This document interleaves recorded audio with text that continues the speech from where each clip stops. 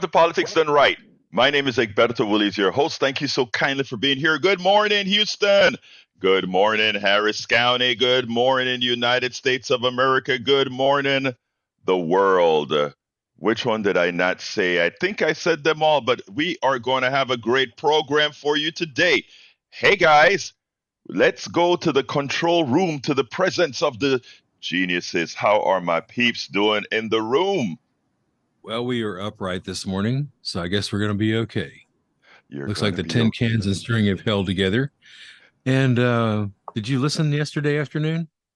I couldn't. I was on an interview, but tell me about it because I want to hear Oh, how it went. we had a good time yesterday afternoon doing wide open spaces. Boyd Bluestein of Blue Cats Lounge came in. I think he was actually supposed to do the show, Uh but I huh. wouldn't let him. I said, no, I'm doing the show. And we had a great time. Had a lot of call ins from our fellow programmers. Tom Tranchilla called in from Songwriter Studio.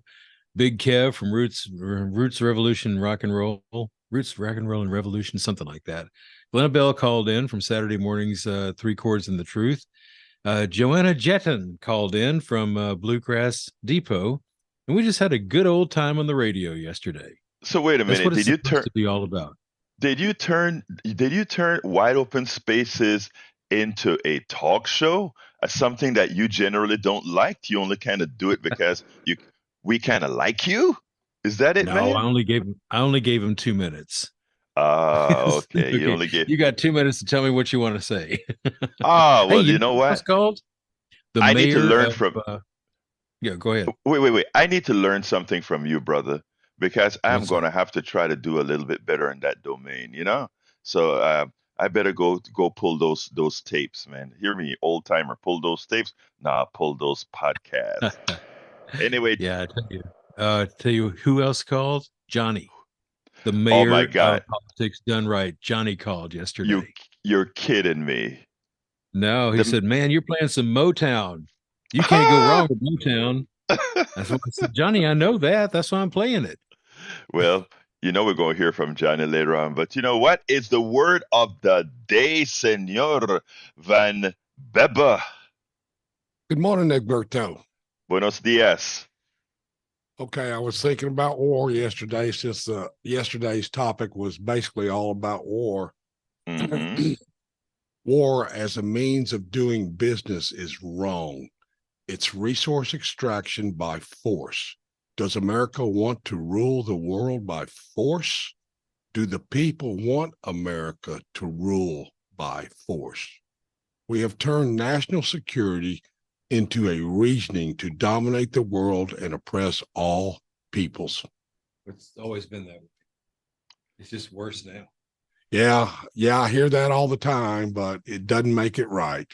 And why we have politics done right and why we have YTY and all these other things, we're going to change it. And especially from the younger folks, inclusive, our special guest today, we're going to change the world. So you know what I'm eternally hopeful. So let me tell you guys, first of all, we're honored to have live on air and on video. Don't forget, folks, you can go to YouTube, or rather to politicsdoneright.tv and see the show live with my Trek shirt and Daniel Cohen on the screen. You can also go to facebook.com/KPFT Houston and see an awoken Daniel, who I love this guy. He got up early this morning to be on the show with me, even though the crocodiles are still in his eyes. Good morning, Daniel Cohen, president of Indivisible Houston, and one of the youngsters that's going to help take back this damn country. How you doing, Daniel? Of course, I can't hear you yet, Daniel. I know you're in mute, Daniel. How you doing this morning?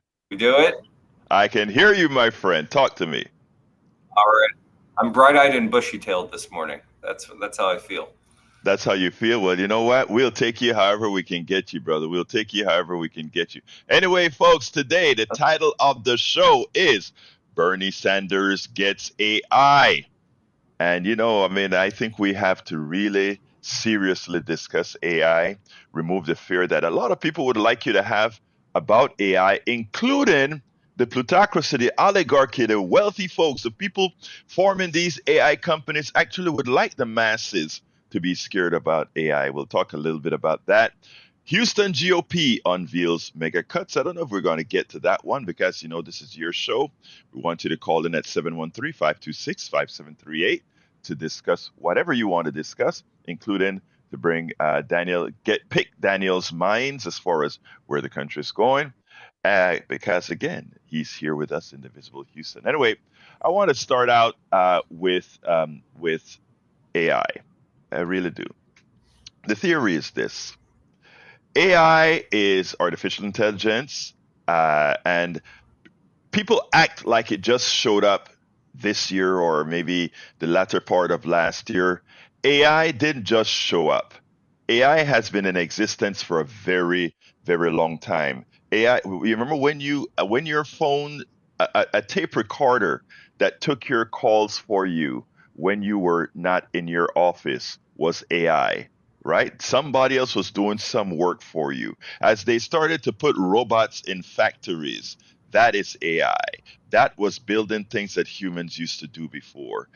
Now we have a bit more interpretive AI in that it can read. You can go ahead and give AI a transcript, and it can go ahead and look other things up in the world and find it for you and help you do things. But it's just AI. When you use a search engine, right? That is AI. You're giving it a bit more direction. When you give it a transcript and say, please develop an essay out of this transcript, it's the same thing, just a different mechanism. And you know what? It's not a bad thing. It's a good thing because it means we as people have to work less. What would happen, however, is that the plutocracy would want you, the oligarchy, the people who command capital, they would want you to think, fear this guy, because they want AI to be a competitor of you. Remember, capitalism tries to, the theory is that it's the efficient allocation of resources. Is that true? Hell no. It has never been true. But if I can program your mind to believe that all things are in competition with other things, right? Suddenly, Medicare for all doesn't make any sense because we need competition in healthcare. All these things we need to compete in now, we need to have AI competing with you. And why do we need AI competing with you? Because it reduces your value, right? If you have to compete with yet another entity, your value is diminished. However, let's remember one important thing. AI does not occur in a vacuum. Artificial intelligence isn't no artificial intelligence. That's what we call it. Artificial intelligence is your intelligence. It's the intelligence of Daniel Cohen that's been placed over the decades that he's been posting on the internet, that he's been talking, that he's been transcribing. AI is you. All the composite knowledge of America, all the composite knowledge of the world. It's in databases all over, but it didn't come out of air. It's you. So you don't need to compete with you. You have always done it. The taxpayers of this world that created the knowledge that the scientists, the engineers, and everybody has, you paid for it. You are the one responsible for that. So therefore, we don't fear AI.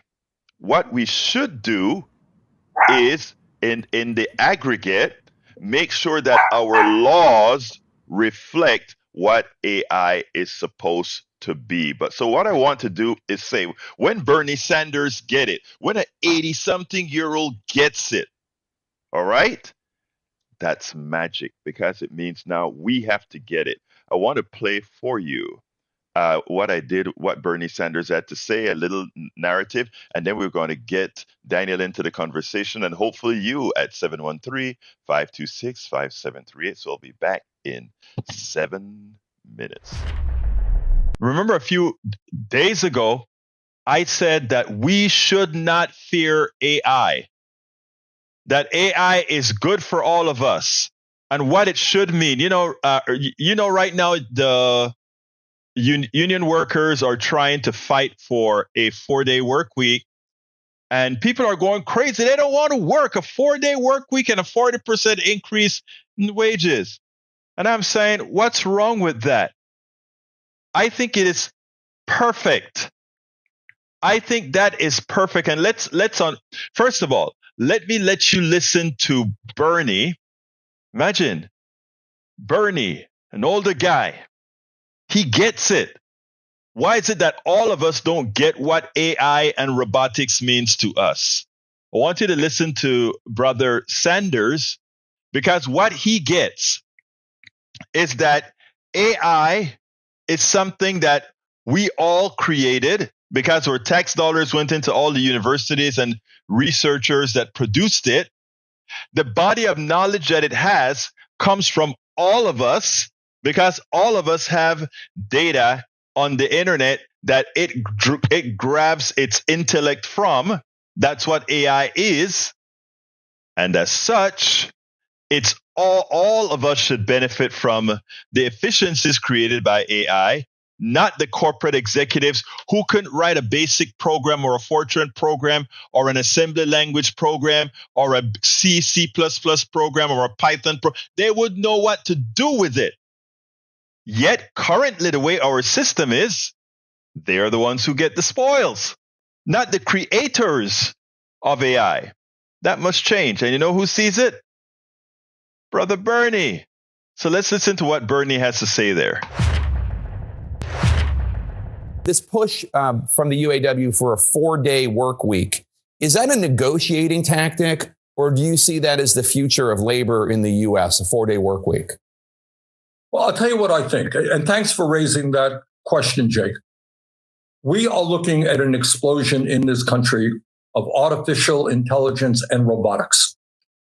And that means that the average worker is going to be much more productive. Worker productivity is going to increase significantly. The question as a nation that we have got to ask ourselves is, who is going to benefit from that increased productivity? Is all of that new income and wealth being created by worker productivity going to go to the people on top, or are workers going to benefit? So right now, in my view, I happen to believe that as a nation, we should begin a serious discussion, and the UAW is doing that, about substantially lowering the work week. People in America are stressed out for a dozen different reasons. And that's one of the reasons why life expectancy in our country is actually in decline. People are overwhelmed. They got to take care of their kids. They got to worry about healthcare. They got to worry about housing. They're worried. It seems to me that if new technology is going to make us a more productive society, the benefit should go to the workers.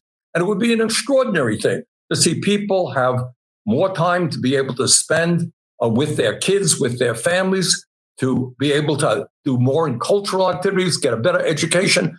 So the idea of making sure that artificial intelligence, robotics benefits us all, just not the people on top, is something absolutely we need to be discussing. And that is the answer. Robotics and AI shouldn't benefit the executives at all. They don't do anything. They just move paper and they kind of connect the dots. That's what they do. It's one of the jobs in the entire societal framework. So what we're talking about here is that for all of us, if you're listening to this right now, you are partially responsible for AI. You are partially responsible for robotics.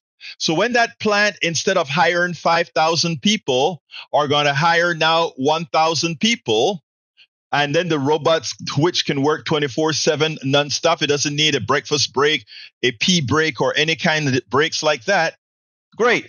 That should mean you should be able to spend more time with your daughter, with your son, with your family. It gives you that much more time. AI does, robotics does, right? And if we as a society looked at what we as a society created and not allow the parasites on top, I repeat, not allow the parasites on top to monopolize on that efficiency we all created. And that's why it's going to take laws, not capitalism. Capitalism says, I take the spoils. I am the one who has capital. I take the spoils. You are just a worker. I lay you off. And if you notice, capitalism is nothing more than antiseptic slavery, right? And if you doubt it, look at Eric's answers. Here we are. We just heard Bernie explain that if we all created an increase in productivity, we should all be able to work less and share in the spoils. To which Eric answers, more unemployment coming thanks to AI. Okay, let's step one at a time, Eric. AI belongs to all of us, and it should allow us to all work, but work less. So here is your marching orders, my brothers and my sisters. You have marching orders. Your marching orders is to listen to when somebody like Eric speaks about what he thinks AI is going to do and educate them and tell them you don't have to remain enslaved mentally. You can demand that laws are passed that does not permit a capitalist system who thinks only capital matters. We ought to remember that, and that is what we are going to be pushing going forward. And that is what we're pushing going forward. Well, Senor Daniel Cohen, the floor is yours. Sure. I mean, I agree with what you said. Essentially, I mean, it's. I think this is a new frontier in battles between people who are looking to squeeze people for efficiency and those who are pushing for a higher quality of life. The way that always works out is that the people who are pushing for a higher quality of life have to organize and come up with specific caps and regulation. And so I think I'm glad that Senator Sanders is immediately calling for a national conversation around this. It has to be done through law. It has to be done through regulation if we're going to see some of the spoils of that. That's the way it's always been. The 40-hour work week that we know to be standard today came about because of political agitation in Haymarket Square many, many years ago. It was not passed purely because of partisan politics. And as so many people like to tell us, the mirage of, well, you know, these two parties in Washington worked together and they all shook hands and they came up with a compromise and they decided to give, you know, working people a little bit of a break at the end of the week. That's not how it happened. So I do think it's widespread organizing, and I do think these tools, much of which have been designed specifically for what has traditionally been called white collar or office jobs, right? So these jobs that already have in industries that already have so much of a facade to begin with, right? That there are so many activities that have been built into a day to keep somebody busy, as opposed to giving them an opportunity to meaningfully contribute something that has literary or artistic or social or political value to the world. That's how these tools are largely being designed by many of those that want them to be used just to drive more clicks for Silicon Valley companies. So regulatory answer, organizing answer is the correct approach. I also just want to mention that I think Senator Sanders gets credit just for bringing it up and starting to talk about it, because if you have conversations with many of the electeds out there, they are not always in touch enough to even realize that this is happening. They have trouble understanding what's going on social media apps on their phones, much less understanding the tidal wave that's about to hit, that's going to disrupt the way that work is done, for better or for worse. So lots of credit to him. And I think your analysis is correct. I and let me tell you, one of the reasons in carrying this subject, I love having somebody from a younger generation on, and not only that, in your case, somebody that goes out there and activates people, is that I think now that the media has grabbed on to AI and they are trying to define it, and notice it always turns out that the plutocracy, the corporatocracy, the oligarchy, it uses the media as its tool. And if it goes ahead and puts in the frame of people's minds that this is yet their new competitor, that is how we will learn to see it. We will learn to see it as a competitor and not as something where, because Eric is a good friend here, and that's a constancy with our program. But again, he's very conservative, and I like to beat up on my good old brother because he gives us the opportunity to point out what the system has done to the minds of many, right? And what I'm saying is the calculated effort is on right now to really make AI seem like a competitor, because the movers of capital need you to believe that this new technology is in fact your competitor, because it's one of the options to keep your wages down, to keep you scared, to keep you enslaved. And the way to get around that is the media has started. Oh, AI is going to cost jobs and all of that. And my thing is, yeah, AI is going to cost jobs. What it really means, though, is that we'll have more time for ourselves, as it costs. We should say cost jobs. It costs units of labor to disappear.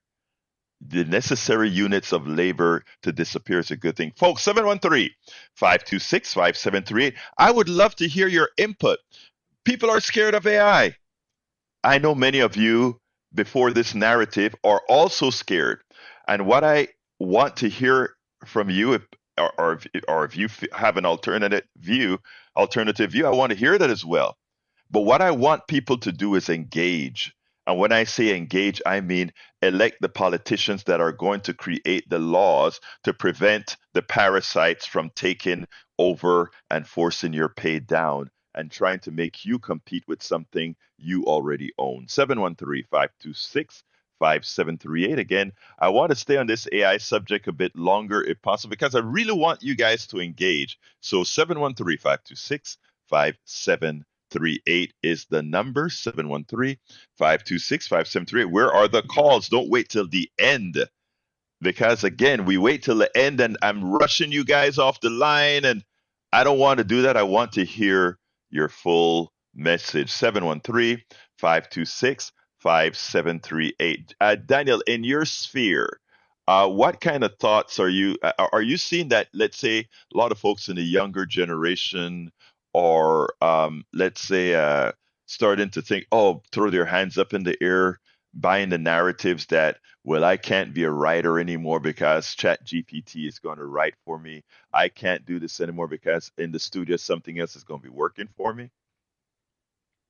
I don't see a lot of people saying that they can't do it anymore. I think that the impacts that I'm seeing in the short term are that CEOs at companies are saying, well, what if we try this out? And so they went through the immediate short-term impact of, and let's call it what it is, basically ChatGPT was the breakthrough, normalization of these tools. And the immediate impact was executives wondered to themselves the very things that you're asking now. Could I replace the person I have with this, right? So they went through this period where they tried that. And I think over 3/4 of 2023, they've discovered that the answer is no. That there are certain things that they can do that create efficiencies and things like that, but that the answer by and large is no. That they're going to have people around because people have cognitive power in real time, and that they kind of know strategically what needs to happen for each individual situation, and people have fingertip feel, and AI doesn't have that. But I think where the really interesting fight is the one that you're referencing, which is sort of the next wave, which is, what are the demands of people as these things begin to come out? And I think it spans whether or not people fight for free time. It also spans whether or not people fight for intellectual property. It's one of the three major points of contention of the WAG strike right now is whether or not people's likenesses can be used for movie studios, and whether or not script writers, whether or not Hollywood has the right to take the base knowledge and ideas and input of writers and leverage it toward Hollywood scripts. I am so glad you brought that up about the copyrights, about proper. I mean, that is the excellent thing. So we have quite a few calls now. So what I want to do is go to the calls. And Johnny, you're here, but I'm going to throw Clifford ahead of you and then bring you in, Johnny. So Clifford, come on in. All right, how you doing? I am doing fine. Talk to me. Okay, talking about this AI side. Mm-hmm. Like you was just saying earlier about this, about it being capitalistic. All they want is money, money, money, right? Yes, sir. I'm talking about the corporations, the big business and stuff. Okay, so here's my take.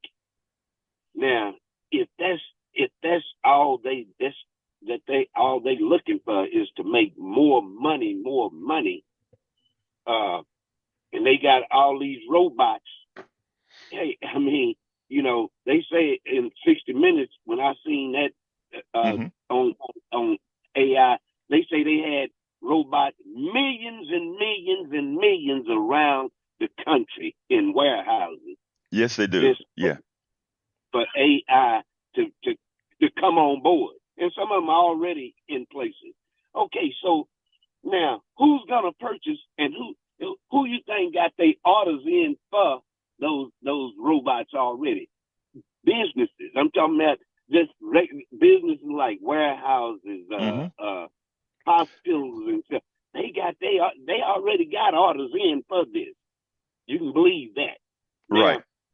If this is a capitalistic country, if they got those robots, they done paid for these robots. They own these robots, they companies. So they fixing to make more money if they get rid of the human employees. Right. Let me interrupt you right there, my brother. Let me interrupt you, and this is important because exactly the way you are talking, right, is the way they want you to believe things have to be. Because you're right? You're saying if they're bringing a whole lot more robots into the system, they need less human beings, and that would mean they have less payments to pay for wages, insurance, and all of that, even though I don't think insurance belongs in the employment domain. But for now, all those expenses are gone, and the profit from having all that extra money goes to buy the robots, which is a very small portion, and the rest goes into the hands of the shareholders of the companies, meaning the owners of the companies and the executives. My answer to that, brother, is this. You understand the problem. Now you have to make the solution. Notice I didn't say that somebody else did. I said you the voter, you the person who's going to look for the candidate who's going to say, Clifford, instead of working 5 days a week, you will now work 3 days a week, and that other at the same pay, and that employer is going to hire. If they need more people, they will hire more. It's the law. Everybody has to follow it because, again, that AI that sounds like something nebulous, Clifford. You see this conversation we're having right now, and the angst that you show, and the concern you show. All of this is also going into the interspaces, right? And guess what AI is doing? Whatever is logically analyzing the internet and so forth. They know that there's a Clifford out there that is concerned, and I can build models that say if a particular percentage of the citizenry, like Clifford, is concerned, it's a knowledge base. So what I'm saying, Clifford, and I'm about to jump off of you and go to Johnny next, but what I'm saying, Clifford, is this. It's not about concern about fear or what these guys are going to do. It's about going forward. We have to elect the people who are going to create laws that Clifford is only going to work 3 days a week now. Give me a quick sentence, Clifford, before I go to Johnny. Okay. Man, this is probably about 15, 20 years ago. I was sitting at the doctor's office waiting to be seen. I picked up one of those medical journals because I love to read. And I read in that journal then, and I've spoken about this years ago. It said that there are some wealthy people in this country that want to turn America into a third world country. And the way things are going now, it looks like that's what they're trying to do. Okay, stop, Clifford. Stop right there. Clifford, Clifford, I want you to stop there. I'm going to Johnny now, but here's what I'd like to tell you. They can't do what we don't allow them to do. Hear me again. Right. They can't do. They is not There are more of us than there are of them. So everybody listening to Clifford right now, I want you to listen to Clifford right now and remember one thing, that they don't have more power than the all of us. Clifford, you're one of the all of us. We'll talk later. Have a great day, my brother. Johnny, come on in. Oh, that's my dog. My dog's not a robot. I will never forsake my pumpkin puss for a robot from the police department. The first inclination you see when you have the emergence of new technologies is not you, me, or my neighbors having at it. It's always the military and the top of the food chain, the oligarchs. Their first inclination is to pay somebody to build a bunch of guard dogs for the police. Their first inclination when scientists developed nuclear power was to build power plants and bombs without thought about the consequence in the long term. They always rush in foolhardy because they don't think. They don't have to think by necessity, unlike the working class who have to be woke in order to survive every day and make money to put a roof over our heads and feed our kids and pay taxes that provides the government salaries for these Republican Party politicians and centrist Democrats. I would say I would agree with Bernie, except the fact that we can't allow the development of more AI and robots until first we address the issue of unfettered, underregulated mercenary style capitalism, because we're witnessing not just in this country, but worldwide we're witnessing the attempts by unfettered capitalism to destroy democracy. And great. Let's bring Daniel into the discussion here. I want Daniel to comment on to that very important issue that you just mentioned there. Go ahead. Well, of course, there's a movement worldwide to, and it's oligarchs versus pro-democracy forces. I think I wanted to get a further sense, maybe from Johnny, on where it was maybe missing from the senator's critique in just a moment, because I think that he's long sort of pounded the table over that, and I think democracy is at the issue of democracy is at the center of a lot of these economic discussions. But what's really interesting to me in all of this that I think maybe has been overlooked is that over the last two generations, and particularly Gen Z at this point, there's savvy surrounding the leverage of technology and the use of educational tools to fight, of technology to fight back, as educational tools, but also as tools of disruption. So it's this technology has the potential to be revolutionary in the other direction as well. And in fact, I think that was the thing that I didn't hear the senator necessarily talk about. Now, that makes sense. A U.S. senator doesn't usually say, hey, the anarchists are going to leverage this technology to take down major corporations, because that tends to run counter to some of their electoral or their DC horse trading types of interests. And, no senator is going to be immune from that. But if you look at the fight of Aaron Swartz over at Reddit, if you Google that story, that's an interesting story of somebody who leveraged technology to take on the system. It's a very tragic outcome in his case, but, there's always tragic stories of revolutionaries, even in victorious fights. So I think there is room for organizing. There's room for leveraging these tools toward more democratic outcomes and more toward more democratic ends. We'll see how history plays out, but there's certainly the seeds there for it. Now, let me tell you, Johnny, before you come back in, we're going to be going to Melissa, then Augie. Melissa, then Augie, then Gonzalo. Johnny, give me a quick one so I can get to Melissa. We needed a Bernie Sanders in the White House 2 election cycles ago. We didn't need Ronald Reagan to take over from Jimmy Carter and destroy the solar panel technology. You always see on the right side of the aisle, always looking for their own self-interest, and they don't care about long-term consequence. That's why we're in trouble. And if we allow this technology to continue as it is, under the control of capitalists, we're done. Thank you, Johnny. Let's go to Melissa. The mayor of that was the mayor of Politics Done Right. Johnny, come on in, Melissa. Good morning. Good morning, Houston. Good morning, Melissa. How you doing? I just wanted to, I'm well. I'm well. Blessed and highly favored. So I just wanted to chime in on, I think it's your, he was talking about the revolution. Yes. That was my, By the way, that's Danielle Cohen, president of Indivisible Houston. Daniel, yes. Okay, so yeah, the revolution will not be televised. It will not be televised. Therefore, it's important that Houston, it's important that you definitely take these matters in the forefront, especially with the AI and the UAW. Am I saying that right? In their 4 days?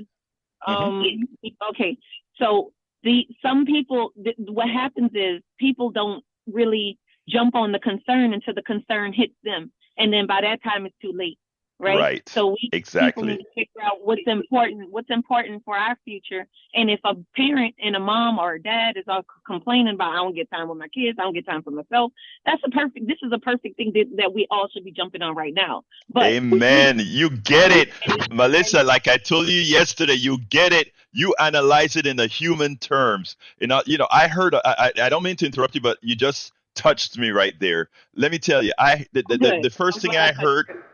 Yeah, the first thing I heard when these UAW folks were talking about 4-day week is the crabs in the bucket started to come out. We the people started to attack the UAW for saying, you guys want to work 4 weeks, I've got to work 5 days a week, and you want 4 weeks, instead of saying, hey, I want 4 days too. I'm gonna support you getting 4 days so that later on I can also get 4 days. You nailed it, girl. Continue. Thank you. And so basically that's it. We have to start jumping before the ball instead of letting the ball roll over us. So Houston, get it together. Okay? Thank you, sis. Thank you. Appreciate it. I appreciate your call. Before I go to Augie, Daniel, make a commentary so I can head off to Augie. I love what she said. I love it too. I think what's interesting is there's this frame that people, I almost think the word work has become a misnomer to begin with, because we call it a 5-day work week, we call it a 4-day work week, as though on your off day you're not still working to keep your life going, as if you're not working to create a value and spiritual value for those around you and create better. But the thing is that there's only certain types of work that they want you to do, and they want you to do that work for 5 days a week minimum, or they want you to do that work over 2 jobs for 70 or 80 hours a week, making minimum wage, trying to get ends to meet so that you can put gas in your car, which is taking on wear and tear. It's a particular type of work that people want you to do. And I think we need to eliminate dehumanizing work from as many people as possible, and we should create opportunities for people, and people should be able to, as you said, spend more time with their families. Absolutely. So Augie, come on in, my dear brother. Yeah, I just want to say what a great job Howard did yesterday. It was so good. Somebody came in and donated to 3 different shows. Wow. And, made a great team, and all the other programmers that called in, like Joanna Jetton. I didn't know how she got started, but it was great to hear about how she got started. But anyway, about AI, that's just another way for these capitalists to divide the people, the workers. They use the immigrants to divide the people. And when I talk to these right-wingers, they talk about immigrants. Oh, you mean the workers that are coming into the United States? Mm-hmm. You know what, Augie, when you talk about they always trying to do that, that is the reason I wanted to jump on this issue real fast, right? Before somebody else changes the narrative, that just like they change the immigrant narrative, right? The immigrant is somehow a detriment to society, when the truth of the matter is, I don't want to get into all the social issues that occurs overseas that really bring a lot of immigrants here. But just looking at what we need from a society standpoint, we have to stop letting them define things, because when they define things, right, they define it to keep us in fear, and a people in fear are a people in bondage, right? Slavery no longer just looks like me, or slavery now is well, it has always been this way, but like the reason I called it antiseptic slavery now is because the sting of the whip is no longer there, right? Because I just have it in your mind. Anyway, continue, Augie. I just have to get that off. Go ahead. And so they throw in the immigrants, and now they throw in AI. When I think about AI and you started talking about it, I thought about I Love Lucy show where Lucy Nethel are in a chocolate factory. Oh, yeah, you remember that? Yeah, and I think our machines doing that.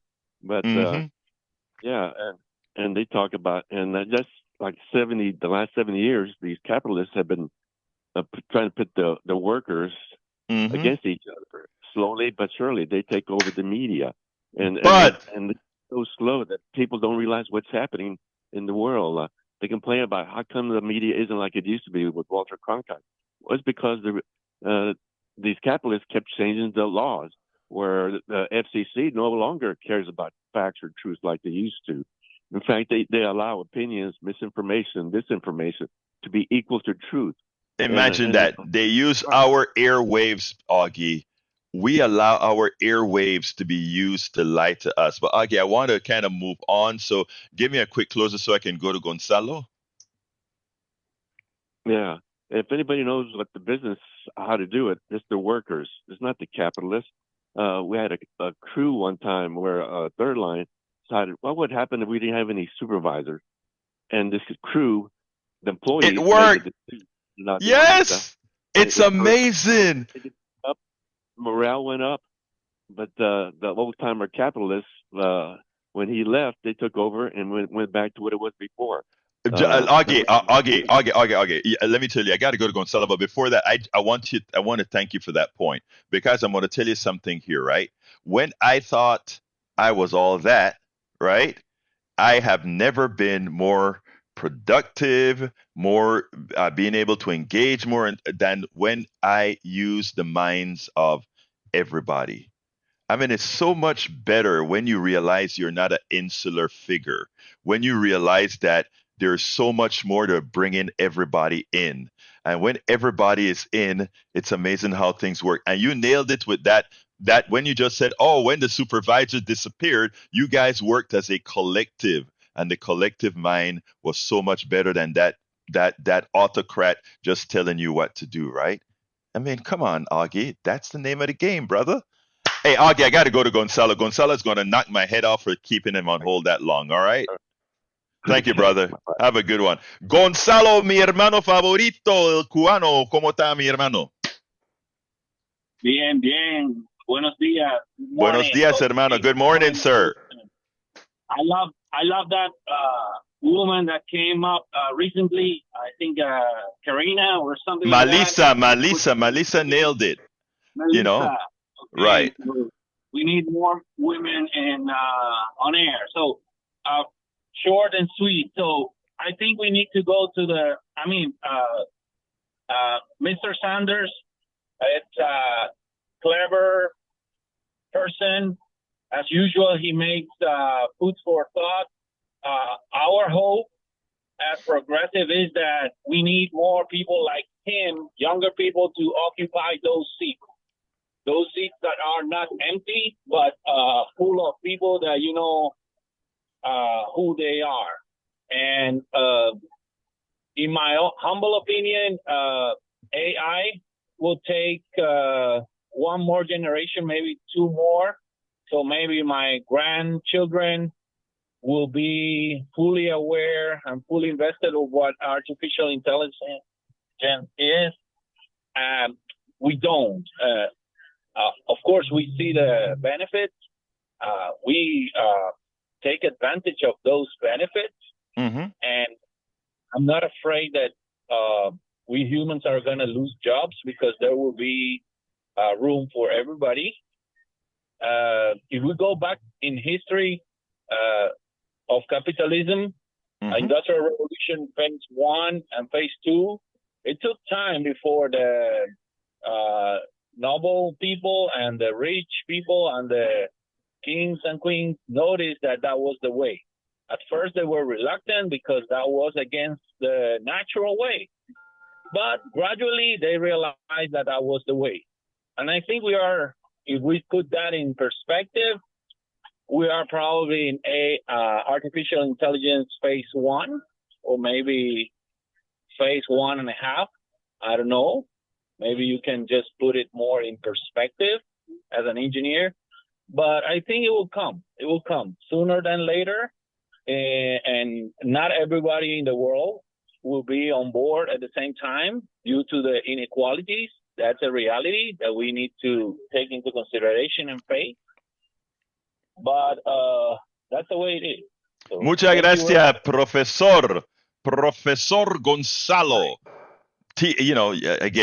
I always play up my teachers, my professors. So that's who you are. Thank you, Gonzalo. Anyway, folks, and when you talk about the younger generation, that's why I try to keep rubbing shoulders with the younger generation. Henceforth, guys like Daniel Cohen here, these are the leaders of I shouldn't say the leaders of tomorrow. We old now. These are the leaders of today. That's going to get things done. Your thoughts, Daniel? Your thoughts, Daniel? Your thoughts, Daniel? I think the professor has a point. We're going to see how things develop, but we're looking at one generation of AI now. It's going to have another generation later, and we've seen this with other technology and tools. So we'll see. I try to remain open and prepare for the floods instead of predicting when it's going to rain. But we're going to see what's going to happen in the next generation. I like that one. Don't predict when it's going to rain. Prepare for the flood. Did you make that one up? I think that's a paraphrase as I'm talking. I think Nassim Taleb says something about building an ark as opposed to predicting the rain. So I can't take credit for it, but you can't take credit for that. But I love that because as soon as you said that, prepare. It's like, oh yeah. It's just being worried about when the rain's gonna come doesn't make sense. However, if you're prepared for whenever the rain decides to come, that's what life should be all about. Hey, folks, the lines are wide open, 713-526-5738. And we don't have a lot more time for me to play my other videos, etc. So it's all on you and Daniel right now, 713-526-5738. You'll get on the air right away. 713-526-5738. 713-526-5738. Hey, guys, let me tell you, I really wanted to touch on this subject for all the other subjects, from the GOP unveiling a budget that's really a inhumane budget. That's all as on the newsletter as well. You can get to the newsletter by going to politicsdoneright.com/newsletter. politicsdoneright.com/newsletter get you to the newsletter view. So everything that we don't cover here, again, it's in the newsletter what I intended to cover if a lot of you didn't call. I want you to not wait till the last 2 minutes to call me. If you have something to say, please call now, 713-526-5738, and hit the option number 2 to get on air right away. Una vez más, 713-526-5738. Until you guys call in, I'm going to ask Daniel a few things here. Daniel, yesterday, as you know, because I called you up before I interviewed Sean Tier, who's running against Kim Ogg. One of the reasons I called you up, I called Neil up and a couple other people, is remember what I believe in, the composite of our knowledge base. I wanted to know kinds of things, what you guys wanted to hear from the prospective new Attorney General of Houston. What are your thoughts? Let's start with this. I think I've been loud about it in terms of what I think of the current DA's performance. The Chronicle released their article yesterday, and the headline was, just for anybody who didn't see it, in quotes, "Don't cross her, how DA Kim Ogg has repeatedly aimed for power at Harris County officials." That "don't cross her" quote is from a local judge, Daryl Jordan, who is pioneer and revolutionary, in fact, of bail reform, which has been a smashing success, contrary to the crime wave propaganda that has come out right now. And any caller who wants to get into that, and we still have 10 minutes to do it, I'd be happy to do that, because it's very, very clear. I think one important thing that the people of Harris County have to do when it comes to this race and any race that's similar to it is to form their own table. It's to say that these are the policies that we want to see. This is what we want to see from what we're currently today calling prisons or police, or the criminal and justice system, or whatever framework people are using. And these are the things that we want to see in our community, and this is where we want resources to go. Which is just to say that I think we have to do that without candidates and make them answer questions, which is why I appreciate the fact that you, as a member of the Free and Independent Press, made sure to ask Mr. Tier these questions, to see where he weighs in on issues, and then to see where people want to push him in another direction, and where he is correct, how to hold him accountable too. Because if he is the next district attorney, then that's the next step, is to make sure that he follows through on those things. That's why I called you guys. I got to call Daniel, but that's why I called you guys up, because I want, you guys, I know there are questions that you all that needed to be asked, and I definitely didn't know all the questions to ask. So let's go to Ali real quick. And Ali, come on in. Hi, how's it going? Good morning. I'm doing fine. Talk to me, my brother.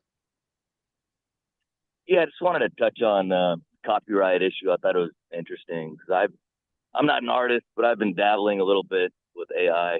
Mm-hmm. And it's been able to manifest some of the weird things in my mind. Yeah, but I saw some headlines about court striking down, attempts to copyright some pieces, and I thought that was fascinating, because ultimately a writer can copyright his or her piece of writing.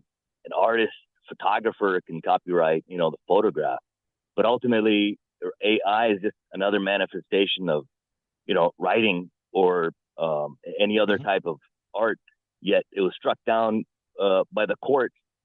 So I don't know if it links back to what you were talking about earlier, because I didn't think about, the corporate monopoly of these tools. So I don't know if that's, ultimately a support of the judiciary mindset. But let me say something about copyright, right? Let me just say where my thoughts are, because I write a lot. I wrote a lot of software in the past. There's a lot of my software that I threw up into the public domain that people use and reuse, et cetera, et cetera, et cetera. And that's where I'm at, right? And let me tell you where I come down on it. I disagree with Bill Gates when Bill Gates came out and he wanted to own everything he wrote and all that kind of stuff, as if it was the omnipotent. Look, I love the guy, all right? But here's the deal. Everything that I've done when I came to the United States of America, I have to say, hey, taxpayer, thank you so kindly. And why? And I had to learn to think this way, right, Ali? Because I would like to think that I am so smart that I could have created all these great lines of codes that do all this great magic. Yes, I had part of that, part of the work that I put in. That's true to that. But also a lot of that would not have had a genesis had it not been for the University of Texas or whatever. So my thing is that we don't need to get too tight on copyrights, right?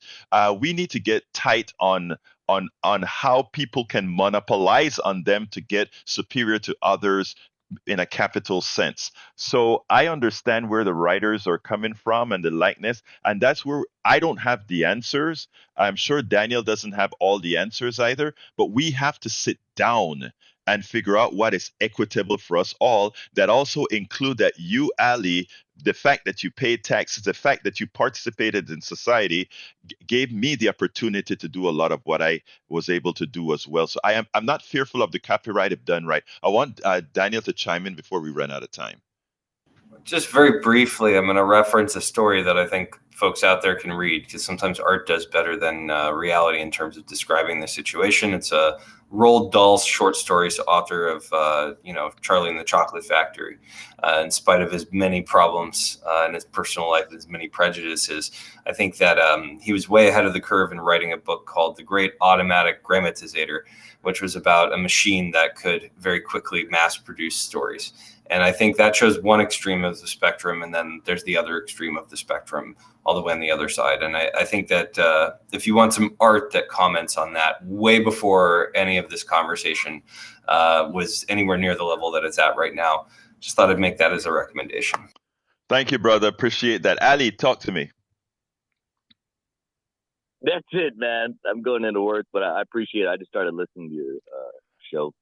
So I appreciate you listening, my brother. Keep on listening. Tell folks about our existence. I know it's early in the morning, but at least I can catch you in the car. You have a wonderful day, my brother. yeah, all right. Appreciate Thank you, you. sir. And Daniel said it's too damn early. Daniel, I have to thank Daniel for waking up in the morning. Getting these damn millennials and Gen Zs up at 5:45 is not the easiest thing to do. How is it? Was it all that bad, Daniel? Yeah, I'm gonna ask you to Venmo me a cup of coffee, my dude. I mean, it's. I'm gonna have to Venmo you some coffee, and I'm gonna do that. It's a pleasure, man. It's invigorating for us to touch base on some of this stuff, and you got this. Shout out to the callers today, because I think you had a great run of folks. That called in. If I must say it myself, we have the best, but I need to throw it to the studio now to those two geniuses, Howard Reynolds and Jack Van Bever. Give us a closer, guys. Well, we are still looking for those geniuses, I'll tell you. There's just a couple of schlubs down here. Hey, before we go, I'd like to add on to something that Augie said about the absence of supervisors. I worked for a micromanager one time, and it was unbelievably difficult. But what that does to you is it makes your mind go to sleep. You just do what they tell you. Yes. You're just like a mechanical piece. You have no imagination. None of your input is listened to. It's like, okay, well, fine. I'll just do the job. And you just go through the motions. You don't really get invested in the job because, well, your input is not valued. So with no supervisors and your input is valued by your team workers, you do a much better job. I'll guarantee you that. So that's my wisdom for the day. And Jack has some wisdom too. AI, the oligarchs are going to use AI to benefit their needs. And yes, we need laws to protect the people, but we have an unbalanced court. That's the problem. Thank you, my brother. And let me give 10 seconds for my brother here who woke up early in the morning to spend some time with us. Yeah, thanks for being a member of the Free and Independent Press. It was a real pleasure. If you all want to connect, if anybody out there wants to talk a little bit more about this, you can find me at indivisiblehouston.com. That's indivisible, like one nation, indivisible. Houston, like this wonderful city that we live in. .com. And Egberto, thanks for having me on the show, man. It's good to talk to you today. It's always great talking to you guys. I want to thank Howard Reynolds and Jack Van Bever in the control room. I want to thank the one and only president of Indivisible Houston, El Señor Daniel J. Cohen. And folks, thank you all for your ears. My name is Egberto Willis. This is Politics and Right. And you guys know I hand this baby. I am what? Out!